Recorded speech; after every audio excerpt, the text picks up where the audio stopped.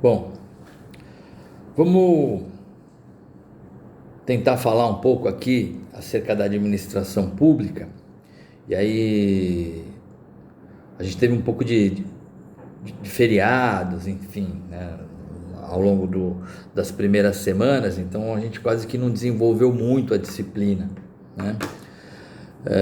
Então eu vou retomar fazendo alguma revisão daquilo que foi colocado inicialmente e fazendo uma nova apresentação, tá? Para ver se facilita um pouco, né, o entendimento da administração pública, porque no meu modo de ver vai ser um pouco complicado aí alguns assuntos, vocês vão entender por quê, tá? Bom, então, para falar de administração pública, né, a gente precisa entender alguns elementos extremamente importantes, né? Porque a administração pública, em grande medida, ela foge um pouco do conteúdo normal, né, dos cursos de administração, porque a gente vai discutir aspectos ligados a outros elementos, né? A administração pública tem suas especificidades, né? Bom, o que eu posso dizer para vocês é o seguinte, que para falar de administração pública, né, não significa que a gente vai falar de política. Isso é importante, né? Falar de administração pública não é falar propriamente de política, né? Ainda mais do jeito que a gente tem falado de política, né? Envolvido aí com maniqueísmos, né? Enfim, oposições incompatíveis, né? Dicotomias, né? Maniqueísmo diz justamente isso, né? Você tem um espectro de opções, certo? E você só olha as opções extremas, você nunca observa matizes intermediários. Então, assim, é importante a gente refletir sobre isso, né? Eu não vou ficar falando de política, né, ou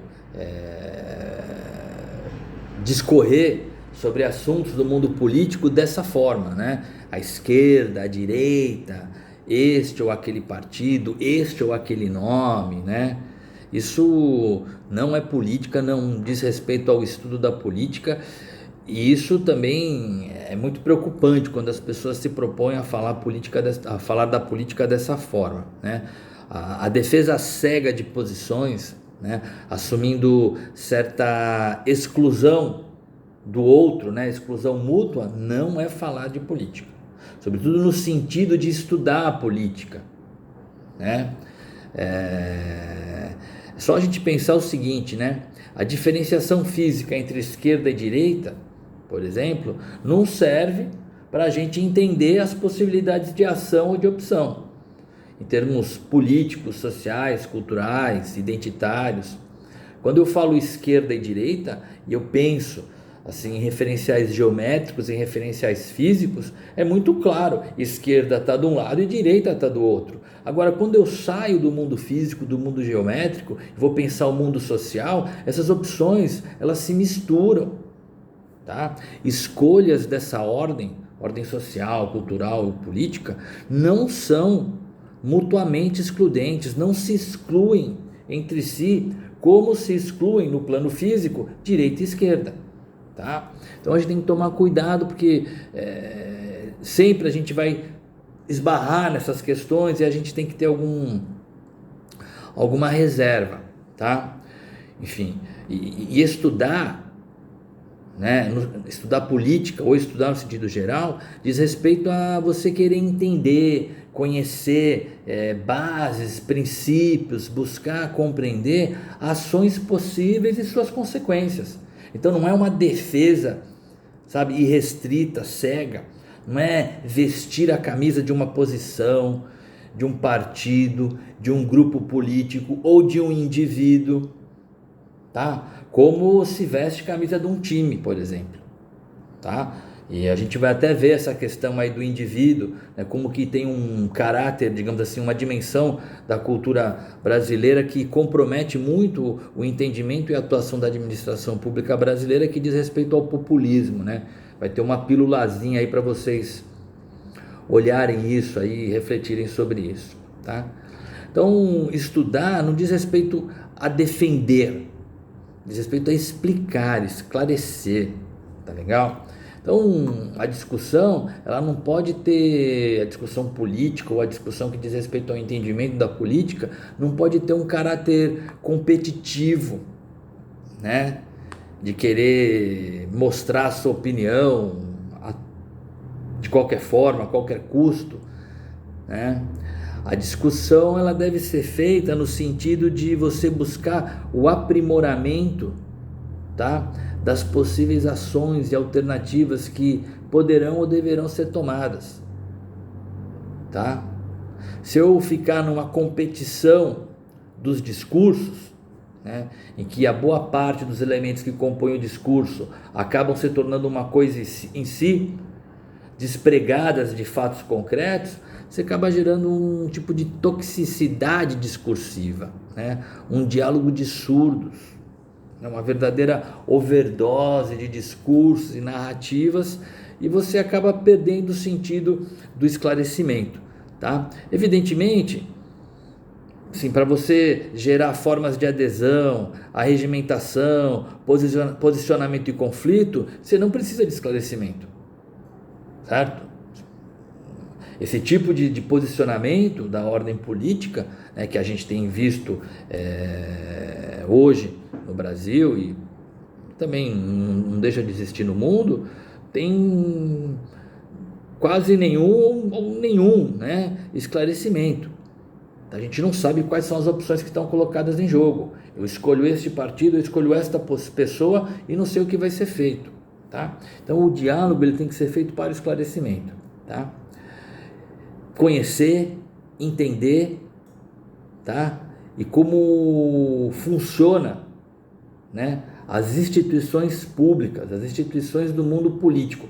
Se eu pensar dessa forma, aí eu consigo dar um passo extremamente importante para eu entender a administração pública, né, como um elemento fundamental para as instituições políticas, certo?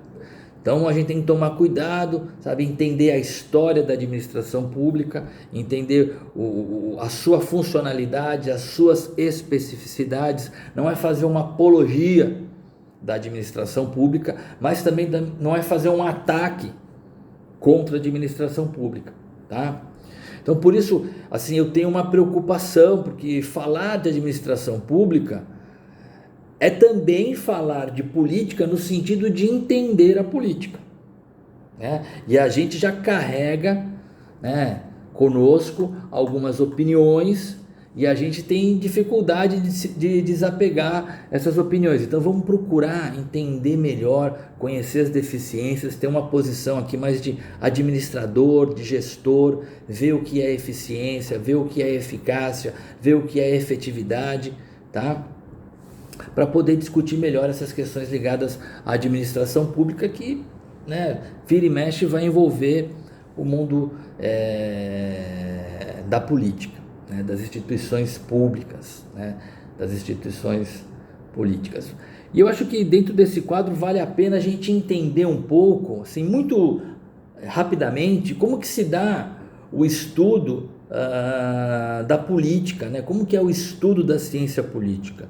Eu vou fazer uma apresentação muito breve aqui, não é meu intuito mergulhar no estudo da ciência política, mas só para vocês entenderem. A pessoa que vai fazer um curso de ciência política, um mestrado, por exemplo, ela vai se deparar com na maior parte das vezes, com 3 tipos de disciplinas, né? Ou 3 tipos de estudo, né?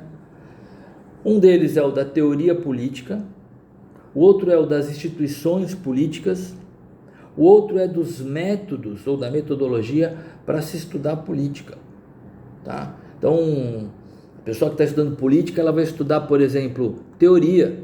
Então você tem teoria clássica, sabe? Teoria moderna, teoria contemporânea, todas essas teorias, na sua maior parte, tem uma ou duas exceções, né? Os autores da teoria política clássica, da teoria política moderna, da teoria política contemporânea, a maior parte deles estão discutindo o quê? A formação da cidade, a formação do Estado, a formação do governo, a melhor forma de governo. Essas discussões estão lá em Platão, em Aristóteles, tá? Na teoria clássica que a gente chama, ou mesmo na teoria moderna, né? Onde você tem em grande parte, né, as discussões acerca do contratualismo, a formação do Estado, a constituição do Estado, né? Então, as funcionalidades do Estado, né, os poderes do Estado. Aí você tem outros autores que o pessoal estuda no campo da teoria política, Thomas Hobbes, Locke, Rousseau, tá? É bem importante a gente saber que para estudar política ou falar de política tem que ter uma noçãozinha disso. Se você não tem, você vai cometer alguns pecados que alguns andam cometendo por aí hoje, certo? E na teoria política contemporânea, você tem nomes importantes, como é o do Maquiavel, por exemplo. E olha que interessante, o Maquiavel ele vive depois dos autores da teoria política moderna. Então por que ele vem depois? Porque no plano das ideias, no plano da historicidade dos conceitos, os conceitos que ele apresenta lá no século XV são conceitos que só vão ser perfeitamente entendidos agora no nosso mundo contemporâneo. A dissociação, né, do mundo político, né, do mundo religioso. Tá? Pensar a política como uma coisa em si, tá? E juntamente com ele tem outros autores, Max Weber, por exemplo, né? Que vai pensar elementos de representação, elementos de recrutamento, certo? Éticas próprias do mundo político, tá? O Karl Marx a gente estuda também, certo? E aí ele é uma figurinha completamente fora da caixa. Por quê? Porque ele não vai estudar a formação do Estado ou a funcionalidade do Estado, ele não tem uma teoria política propriamente, né? Ele vai fazer vai fazer um tipo de denúncia contra o Estado que é instrumentalizado por alguns grupos, né? Só para vocês terem uma ideia aí, por que se estuda o Karl Marx, né? Isso não significa fazer doutrinação. E ainda tem outros autores aí, autores bem contemporâneos mesmo do mundo da teoria política, né? A maior parte deles americanos, aí que eu tenho alguma noção, que é o John Rawls, Ronald Dworkin, Michael Walzer, enfim, e outros mais. Então, para vocês verem a enumeração desses autores que pertencem ao mundo da teoria política, tá? Que dão, digamos assim, fundamentos para a terminologia que a gente estuda, né? Que nos ajuda a estudar a política, né? Então é bem diferente de tomar uma posição, né? Pensando o indivíduo X, o partido político Y e por aí vai. Além de estudar teoria política, né, na ciência política, a gente também estuda as instituições, o funcionamento do legislativo, o funcionamento do executivo, como que se dá a relação entre os poderes, né, o poder executivo, o poder judiciário, por exemplo, né? A gente estuda o sistema partidário, estuda as eleições, tá? Olha, assim, o que tem de temas ou instituições para a gente poder estudar no mundo da ciência política: recrutamento político partidário, tá? A relação entre municípios, estados e União, e aí tem uma pegada aí do estudo do federalismo, tá? A gente vai ver um pouquinho essa questão do federalismo, né? O Brasil é uma federação, a gente vai discutir minimamente, né, um pouco essa questão da federação brasileira, tá? E dentro do estudo das instituições, você também pode estudar alguma coisa ligada à administração pública, não há problema nenhum, embora a administração pública seja um tema bastante, muito abordado, né, pelos cursos de administração. Então, vimos aí, para estudar ciência política, temos teoria, instituições e o terceiro elemento, que é a metodologia, são os métodos de estudo da política, né? Métodos quantitativos e métodos qualitativos. Então, para a gente poder falar de política, tem que ter uma noção sobre essas coisas. Não dá para achar que você vai simplesmente assumir uma opinião tendo por base um partido, uma pessoa ou um grupo, correto? E fazer a defesa da pessoa, do partido, do grupo, achar que isso é falar de política. Tá legal? Então, vou parando por aqui, volto, né, dando continuidade a esse assunto, e fiquem por aí que logo mais a gente vai abrir para interação, tá bom? Até daqui a pouco.